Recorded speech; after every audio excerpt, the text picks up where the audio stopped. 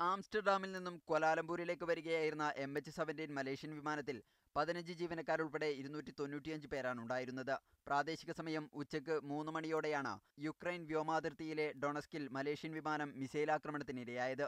2014 May 11 ഹിതപരിശോധനയിൽ Donetsk യുക്രൈനിൽ നിന്ന് സ്വാതന്ത്ര്യം പ്രഖ്യാപിക്കുന്നതായി അറിയിച്ചിരുന്നു. പ്രവിശ്യയുടെ അധികാര തർക്കത്തിന്റെ ഭാഗമായി റഷ്യൻ സഹായത്തോടെ വിമതരും യുക്രൈൻ സേനയും മാസങ്ങളായി ഇവിടെ പോരാട്ടത്തിലാണ്.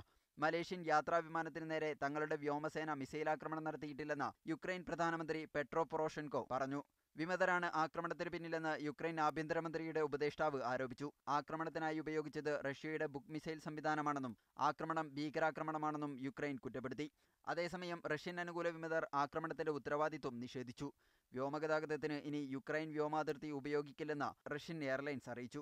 സംഭവത്തിൽ നടുക്കം രേഖപ്പെടുത്തിയ മലേഷ്യൻ പ്രധാനമന്ത്രി നജീബ് റസാഖ് അന്വേഷണത്തിന് ഉത്തരവിട്ടു. News desk media 1.